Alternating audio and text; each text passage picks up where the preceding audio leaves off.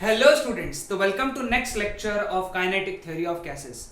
अब पिछले लेक्चर तक हम लोगों ने एजम्पशंस पढ़े थे केटीजी के, और हम लोगों ने गैस लॉस के बारे में देखा, हम लोगों ने आइडियल गैस इक्वेशन के बारे में देखा। तो आज का हमारा टॉपिक है gas laws. There are certain laws which governs the behaviour of gas.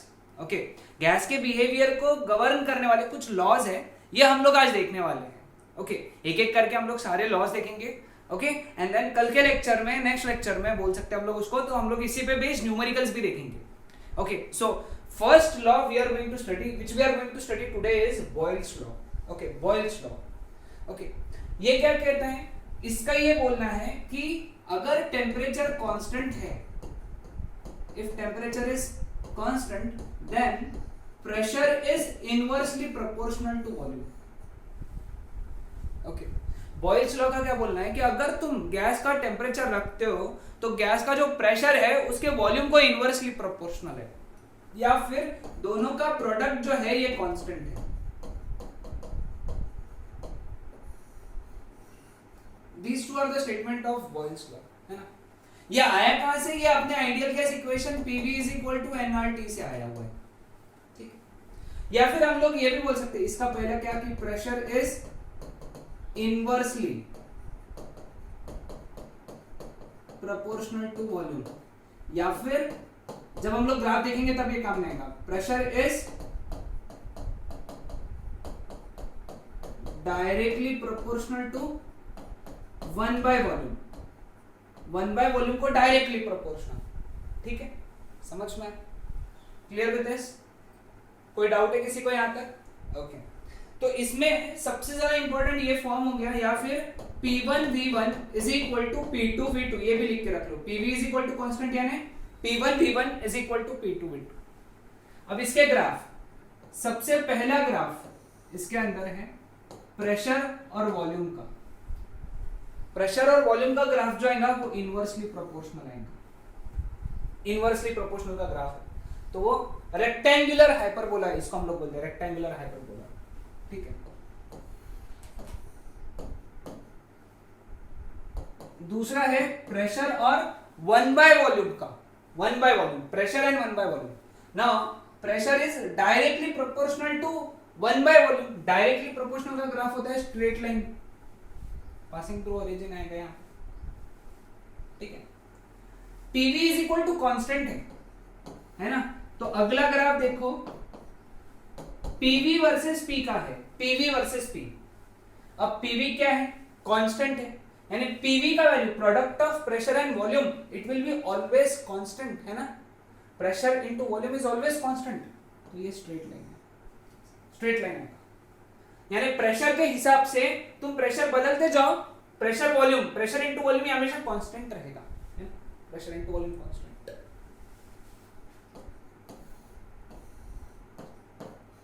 अगला है PV versus volume. Again it is a straight line क्योंकि PV इज ऑलवेज कांस्टेंट, है ना? अगला है temperature versus pressure for Boyle's law. Boils law के लिए temperature versus pressure का ग्राफ ऐसा आएगा। तुमको सिर्फ ये देखना है कि इसके क्वेश्चन कैसे आएंगे, ग्राफ ऑप्शन में आ गए, ओके, और बोलेंगे इसमें से बॉयल्स लॉ का ग्राफ कौन सा है, तो तुमको ध्यान से देखना पड़ेगा। टेम्परेचर प्रेशर का बोला तो कांस्टेंट लाइन, क्योंकि टेम्परेचर तो कांस्टेंट ही है ना, टेम्परेचर इज कांस्टेंट, है ना? टेम्परेचर वॉल्यूम का ग्राफ भी ऐसे ही आएगा, है ना? टेम्परेचर वॉल्यूम का भी ग्राफ ऐसे ही आएगा। ओके, एक ग्राफ रह गया, यहां बना ले तो 1 बाय प्रेशर वॉल्यूम। यहां से हम लोग ये भी बोल सकते हैं कि volume is directly proportional to 1 by pressure. Volume is directly proportional to 1 by pressure, तो ये स्ट्रेट लाइन है। Volume is directly proportional to 1 by pressure, 1 by pressure. तो ये सभी ग्राफ्स ड्रॉ कर लो बॉयल्स लॉ, सभी ग्राफ इंपॉर्टेंट है, ओके? तो ये था सब बॉयल्स लॉ के बारे में। ओके, नेक्स्ट हेडिंग है चार्ल्स लॉ, है ना? Charles law. बॉयल्स लॉ में क्या कांस्टेंट रखा था हम लोगों ने? टेम्परेचर। चार्ल्स लॉ में हम लोग प्रेशर कांस्टेंट रखेंगे। अब मुझे बताओ PV is equal to nRT होता है, प्रेशर कांस्टेंट रख दिया, nR कांस्टेंट है, तो हम लोग यहाँ से क्या लिख सकते हैं, volume is directly proportional to temperature, volume is directly proportional to temperature, V1 upon V2 is equal to T1 upon T2, ये याद रखना। क्लियर, सभी को ध्यान में है? कोई डाउट है किसी को? या फिर V by T is also constant, ये भी चीज। अब इसके ग्राफ देखना है अपने को। सबसे पहला ग्राफ है वॉल्यूम वर्सेस टेम्परेचर का, straight line passing through origin, ठीक है। दूसरा है प्रेशर वर्सेस टेम्परेचर का, पैरेलल टू टेम्परेचर एक्सिस, क्योंकि प्रेशर तो कांस्टेंट है ना, प्रेशर कांस्टेंट है। तीसरा है वॉल्यूम वर्सेस टेम्परेचर का, sorry excuse me sorry, pressure versus volume का, क्योंकि प्रेशर तो कांस्टेंट है ना।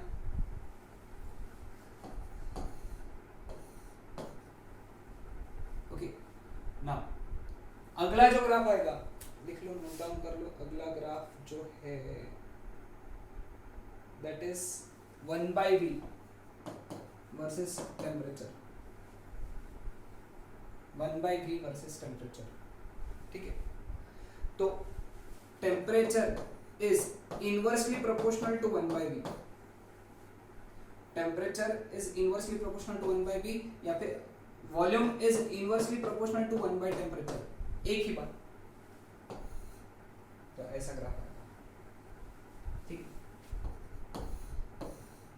अगला ग्राफ V वर्सेस 1/T, ये भी ऐसे ही है, इनवर्सली प्रोपोर्शनल, ठीक है। समझ में है सबको? ध्यान में है सभी ग्राफ्स? तो ये चार्ल्स लॉ के ग्राफ हो गए, आसान था ना ये भी? हाँ, चलो आगे बढ़ेंगे हम लोग। गे-लुसाक्स लॉ, अब पहली बार टेम्परेचर कांस्टेंट था, दूसरी बार प्रेशर कांस्टेंट है, तीसरे बार हम लोग वॉल्यूम को कांस्टेंट रख देंगे। अब PV is equal to nRT, sorry n नहीं था, हम लोग म्यू यूज कर रहे हैं ना। ये क्या होता है ना, जब हमारे बोर्ड के बुक में म्यू नहीं है, म्यू होता है यूज, तो वहां पे नंबर ऑफ मोल्स म्यू है ना, mu number of moles mu, volume constant, mu constant, R constant, तो हम लोग क्या लिख सकते हैं, pressure is directly proportional to temperature. फटाफट यही काम है हमारा, हमको तो पता ही है, P1/P2 is equal to T1/T2, या फिर P/T is equal to constant, ठीक है। ये इंपॉर्टेंट चीज है गे-लुसाक्स लॉ के लिए। अब सबसे ज्यादा इंपॉर्टेंट बात, इसके लिए वही ग्राफ्स तो वही आएंगे, है ना। चलो तुम्हारे लिए होमवर्क है, ये ग्राफ तुम ड्रॉ करोगे, नहीं समझा तो मुझे पूछो। पहले PT का ग्राफ है, फिर VT का ग्राफ है, फिर VP का ग्राफ है, फिर 1/P और T का ग्राफ है, फिर P और 1/T का ग्राफ है। ये सब ग्राफ्स तुम ड्रॉ करोगे, है ना, ड्रॉ कर लोगे सब लोग। सिर्फ देखो, हर प्रोसेस के लिए क्या कांस्टेंट है ये ध्यान में रखना, बहुत ज्यादा जरूरी। हर प्रोसेस के लिए क्या कांस्टेंट है, तो बहुत सिंपल सी बात है ना। बॉयल्स में टेम्परेचर कांस्टेंट था, चार्ल्स में प्रेशर कांस्टेंट था, गे-लुसाक में वॉल्यूम कांस्टेंट था, okay. Dalton's law of partial pressure, ये शब्द बड़ा इंपॉर्टेंट है, पार्शियल प्रेशर, ठीक है। अभी देखो, डाल्टन का क्या बोलना है कि सपोज एक कंटेनर है, इसमें तुम अलग अलग गैस भर रहे हो, ओके, जिनके प्रेशर है P1, P2, P3 and so on. तो जब ये गैस इस कंटेनर में भरा जाएगा, तो इस गैस का जो प्रेशर रहेगा, रिजल्टिंग मिक्सचर का जो प्रेशर रहेगा, that would be equal to the sum of all the pressures, और इन लोगों को उसने नाम दिया है पार्शियल प्रेशर्स। क्या नाम दिया है? Partial pressures. क्या नाम दिया उसको, पार्शियल प्रेशर। ठीक है, अब ये प्रूव कैसे कर सकते हैं, ये प्रूव कर सकते हैं, बड़ा आसान है इसका प्रूफ। इसमें total number of moles would be equal to number of mole of first gas plus number of moles of second gas plus number of moles of third gas। RT से multiply कर दो, mu RT, mu1 RT, mu1 mu2 RT, mu3 RT, है ना। दोनों side 1/v से multiply कर दो, तो mu RT by v। क्योंकि तुम अगर ये गैस इस कंटेनर में डालोगे जिसका वॉल्यूम V है, तो इस गैस का, पहले गैस का वॉल्यूम भी V हो जाएगा, दूसरे गैस का वॉल्यूम भी V हो जाएगा, तीसरे गैस का वॉल्यूम भी V हो जाएगा। क्योंकि गैस क्या करता है, जिस कंटेनर में डालते हो उसका शेप ले लेता है, ये मैंने कल ही समझाया। तो सभी का वॉल्यूम V रहेगा, भले ही तुमने कितने भी वॉल्यूम का गैस लिया हो, लेकिन तुमने फाइनली कंटेनर में डाला है, तो सबका वॉल्यूम कितना हो गया, V। That is equal to mu1 RT by V, mu2 RT by V, mu3 RT by V। अब इसका जो है वैल्यू वो P आते है ना, PV is equal to mu RT, तो P is equal to mu RT by V। ठीक है, that is equal to P1 plus P2 plus P3।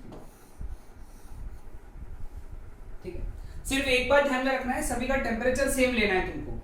All the gases should have same temperature, temperature for all the gases should be constant. Okay, clear with this? ये है क्या, Dalton's law of partial pressure, Avogadro's law.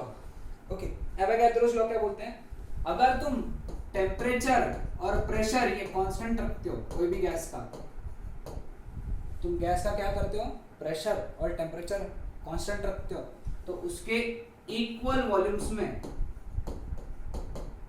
You will have equal number of moles of gas.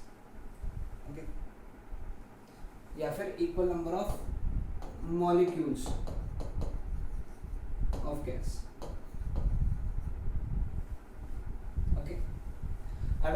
Avogadro's क्या बोलता है कि अगर तुम कोई भी गैसेस के, तुम 3-4 गैस है, तुम उसके प्रेशर और टेम्परेचर कांस्टेंट रखते हो और तुम उनके इक्वल वॉल्यूम्स लोगे, तो तुमको इक्वल नंबर ऑफ मोल्स या फिर इक्वल नंबर ऑफ मॉलिक्यूल्स मिलेंगे। इक्वल नंबर ऑफ मोल्स मिलेंगे मतलब ही तुमको इक्वल नंबर ऑफ मॉलिक्यूल्स मिलेंगे। ठीक है, क्योंकि आपको पता है ना, एक मोल में 1 mole of gas will have 6.022 into 10 to the power 23 molecules of gas। Chemistry में पढ़ा है ना, ये हम लोगों ने पढ़ा है केमिस्ट्री में, है ना। यानी क्या कि अगर ऑक्सीजन गैस का, O2 गैस के, ऑक्सीजन का मॉलिक्यूल लिया तुमने, okay, 1 mole of oxygen molecule लिया, तो तुमको कितने मॉलिक्यूल्स मिल रहे हैं, 6.022 into 10 to the power 23 molecules मिल रहे हैं ऑक्सीजन के। ठीक है, लेकिन तुमको ऑक्सीजन कितना ग्राम मिल रहा है, कितना ग्राम मिल रहा है, 32 ग्राम मिल रहा है। ठीक है ना, 32 ग्राम ऑक्सीजन मिलेगा, क्योंकि एक O16 है, O2 है ना, O2 कितना हो गया फिर 32 ग्राम। ठीक है, हाँ, तुम 1 मोल, देखो ये समझ के लेना, 1 मोल ऑफ नाइट्रोजन लिए तो तुमको मॉलिक्यूल कितने मिले नाइट्रोजन के, 6.022 into 10 to the power 23 molecules of nitrogen मिला, है ना। यानी मॉलिक्यूल उतने ही मिले, लेकिन नाइट्रोजन जो मिला तुमको 28 ग्राम मिला। 28 ग्राम कैसे आया, N2 यानी क्या है, N और N है, एक N का वजन 14 ग्राम है, अगले N का वजन 14 ग्राम है, दोनों मिला के कितने हुए, 28 ग्राम। O2 यानी O है, एक O का वजन 16 ग्राम है, दूसरे O का वजन 16 ग्राम है, तो दोनों मिला के कितने हुए, 32 ग्राम। समझ आया सबको, clear with this? Okay, Graham's law of diffusion, Graham's law of diffusion. Okay, Graham's law of diffusion क्या कहता है, जो रेट ऑफ डिफ्यूजन होता है D,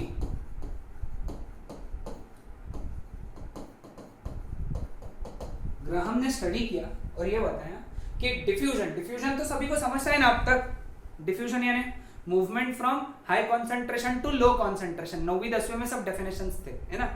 डिफ्यूजन एक बायोलॉजिकल टर्म है ना, केमिस्ट्री में जब जहाँ पे भी लिक्विड आता है या फ्लूइड आता है या गैसेस आती है वहाँ डिफ्यूजन होता है। जैसे तुमने एक कोने में अगरबत्ती लगाया, तुम दूसरे कोने में उसको थोड़ी देर बाद तुमको उसकी सुगंध आने लगती है, क्योंकि उस निकलने वाले अगरबत्ती की जो सुगंध है वो डिफ्यूज हो गई रूम में, फैल गई, क्योंकि गैस फैलता है ना, तो उसका फैलना is that is known as diffusion. और डिफ्यूजन हमेशा हाई कॉन्सेंट्रेशन से लो कॉन्सेंट्रेशन, क्योंकि जहां तुमने अगरबत्ती लगाई थी वहां सुगंधीपना बहुत ज्यादा हो गया था, है ना, तो वहां हाई कॉन्सेंट्रेशन था। तुम अगले कोने में बैठे थे, वहां पे पहले सुगंध नहीं थी, तो इसका मतलब वहां पे कॉन्सेंट्रेशन कम था, इसलिए वो सुगंध तुम तक आई। High concentration to low concentration, समझे कि नहीं समझे? ओके, वैसे ही तो ये जो रेट ऑफ डिफ्यूजन है ना, रेट ऑफ डिफ्यूजन यानी diffusion per unit time, diffusion per unit time that is inversely proportional to density, that is inversely proportional to density. सिर्फ तुमको प्रेशर टेम्परेचर कांस्टेंट रखना है, समझ लिए क्या? तुमको गैस का प्रेशर टेम्परेचर कांस्टेंट रखना है, तो हर गैस के लिए जो डिफ्यूजन है, रेट ऑफ डिफ्यूजन है, that is inversely proportional to square root of its density. देखो ये वाली चीज याद रख लो, ओके मतलब हर लॉ के लिए ये चीज याद रख लो। बॉयल्स लॉ के लिए टेम्परेचर कांस्टेंट था, है ना, चार्ल्स लॉ के लिए प्रेशर कांस्टेंट था, है ना, गे-लुसाक लॉ के लिए वॉल्यूम कांस्टेंट था, फिर एवोगाड्रोस लॉ के लिए नंबर ऑफ मॉलिक्यूल्स या नंबर ऑफ मोल्स कांस्टेंट थे, अगर इक्वल वॉल्यूम्स लिया तो सबके, है ना, प्रेशर टेम्परेचर कांस्टेंट रखा। तो यहाँ पे कौन सा अपना ग्राहम्स लॉ के लिए अगर तुम प्रेशर टेम्परेचर कांस्टेंट रखते हो तो जो रेट ऑफ डिफ्यूजन है that is inversely proportional to square root of density, है ना। ये स्टेटमेंट बड़ी इंपॉर्टेंट है क्योंकि इसी से न्यूमेरिकल सॉल्व होंगे, है ना। तो सभी को ध्यान में आया अभी तक यहाँ तक कि क्या होता है, ग्राहम्स लॉ का कंसेप्ट ध्यान में आया सबको? Okay, clear with this? So ये था हमारा आज का टॉपिक। नेक्स्ट लेक्चर में हम लोग इसी पे बेस्ड न्यूमेरिकल्स पढ़ेंगे। Okay, that's it.